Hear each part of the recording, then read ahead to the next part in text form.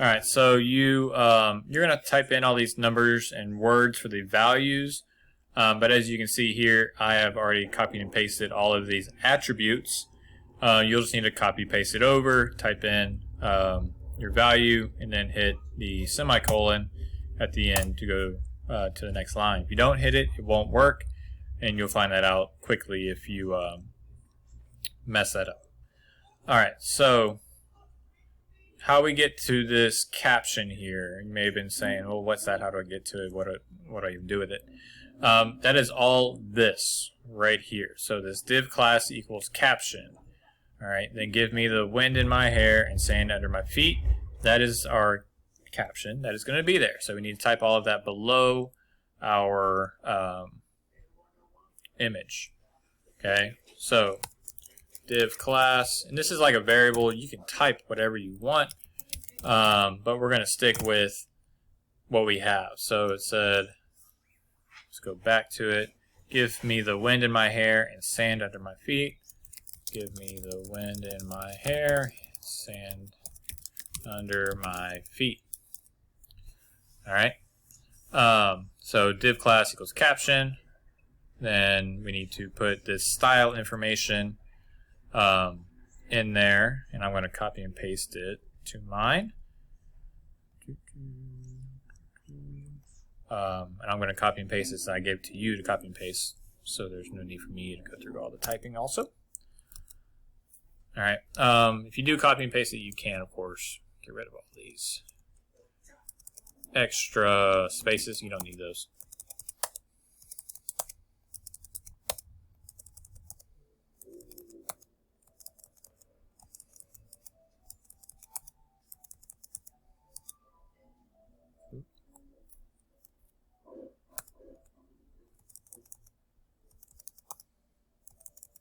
All right.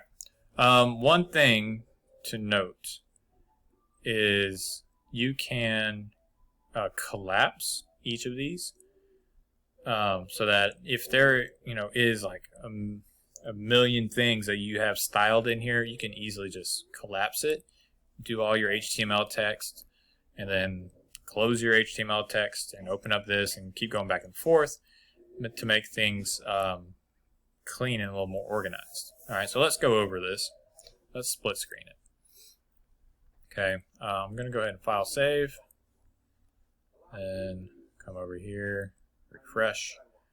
Okay, so notice. All right, so I've got width 100%. This goes from left to right on my website, so it's like a big banner across the top. The height is automatically adjusted to fit so that this isn't blurry. If I cut this down to 50% or 50 pixels or something like that, it would be blurry most likely, and I wouldn't be able to tell what was happening. I would just see a bunch of colors. And then this text, and that text might even be cut off. All right, so then we targeted this caption, okay? And the caption normally would appear like under the picture because of where we coded it, but we have done this code so that it fits into the picture. All right, so the position is absolute, okay? So that means it's in the picture. Text align is centered. You can tell that there's space on the left, space on the right, and this word right here, this feet, isn't on the left and it's not on the right, so we know it has to be aligned center. The text color is white. I can change that. I have this value of 5 spacing basically from the top, 5 from the left, and 5 from the right. Font family is the fantasy family. Font size is 4 EM, so that's 4 times the normal font size.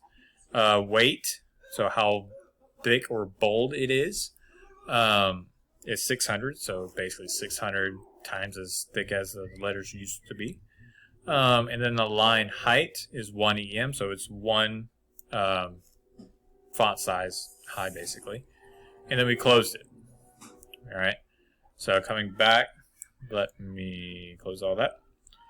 All right, so it should look like this. And if you And if you expand it, it should change and get bigger and wider. Okay, notice now it fills up my entire website. But this is also spread out. It was 3 different lines. Now it's 2 lines, well, 1 line, engine, then feet. So if you had a wider screen, you might not even have 2 lines. You might just have 1 line. If you had a more narrow screen, you might have 5 or 6 lines. It just automatically adjusts is basically what the whole point of that is. Okay. All right. Next. Oh, that is it. Okay. Now for the apply. What you need to turn in. All right. So you need to create 3 different style sheets to style the same web page content 3 different ways by varying the content's colors and text. So the visual appearance of each web page should be distinct. Remember that you can use placeholder or filler text such as lorem ipsum as you design your web pages. So that's just random Latin words. So first create a simple web page or use your home page. Then create a CSS style sheet and put this file in the same folder as your home page HTML file. Test out your web page in a browser. Continue editing your style sheet. Then create a second and third style sheet. Okay.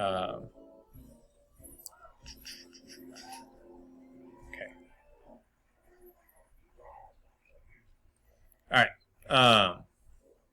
Here's what we're going to do. So you're going to do these 3 websites. You're going to do your index, your about, and your tables. Okay. So I'm going to help you set it up. But this is the one, a link an external style sheet on one of these. All right. And let's just do it in our about since there hasn't been a whole lot done here. All right. So here's what you do. Inside your head, if you look to the bottom right of my screen, we're going to link. And the relationship between the link and this page is going to be that this is going to be our style sheet so that it knows to pull information from there to change or do our CSS. And then the link is going to be equal to the style sheet name. So if you see here, style sheet.css is the name I gave mine whenever I did my new file, and saved it as a CSS. Okay, and you need to make sure that your style sheet is saved to the same folder as your website. So if it was a style sheet for my index file, it would need to be in this folder with that index. But since it's my about page, it's got to be in the same sheet or same folder, so it's got to be in the content folder as well. All right, so you're going to take your style sheet 1. All right, and let me open it. Seems to have closed. All right, now let's look at our about page. What can we change on our about page? We've got some links, we've got a heading to, and a paragraph. Okay, but I can also change the body. So if we start with the body, this is a kind of a good thing to always start with. I can always change the background color. All right, so I can do RGBA. And then I can choose some colors, okay? Something like this, and then change my alpha value like that. All right? Remember, this is our alpha, red, green, blue value, okay? So I've targeted my body. I know I've also got an H2, and I've got a paragraph, all right? And let's remember some of the things that we can change. Font family.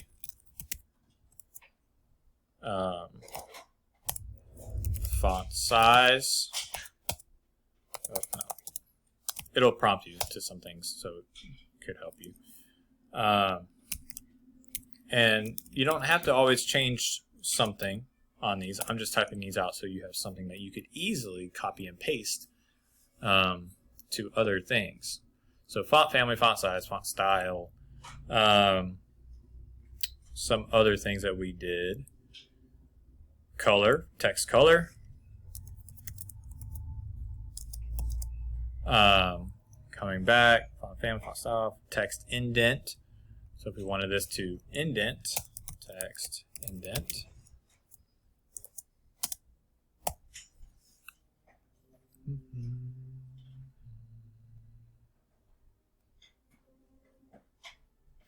text align.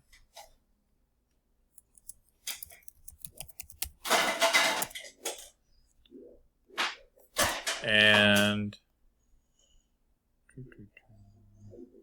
that's probably a good start. So what I'm going to do, I'm just going to copy these, Control C, Control V, paste, and then I can insert my values here. So if I want to Courier new monospace, font size, I want it to be 1.2 EM, style, I can do italic, color, I can do RGB, then make it some like an orange. Obviously you don't want to contrast too much, but that's just all about design.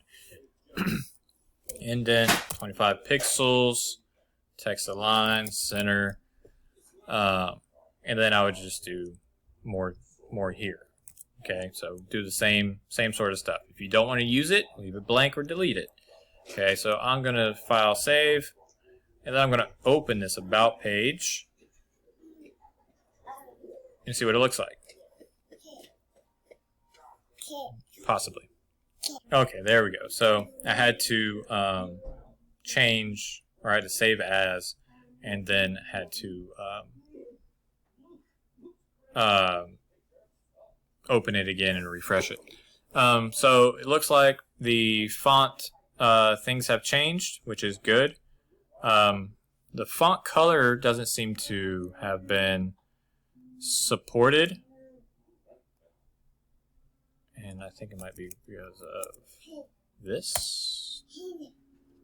Let's see. File save. Boop, boop, boop. Oh, save as. Style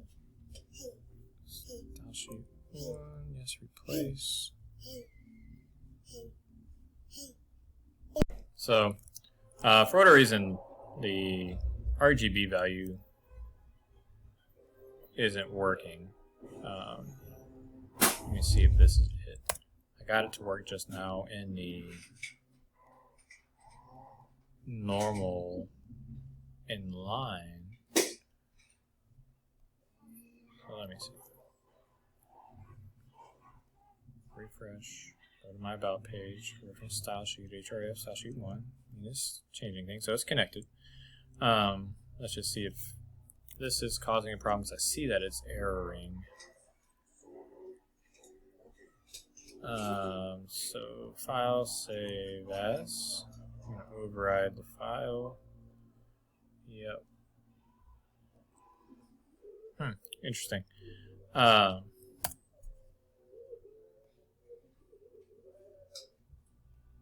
we go. Okay, so I just had too many parentheses and RGBs. So syntax is very important. So make sure you follow this same sort of pattern. Give it a color, font size, font family, and stuff like that.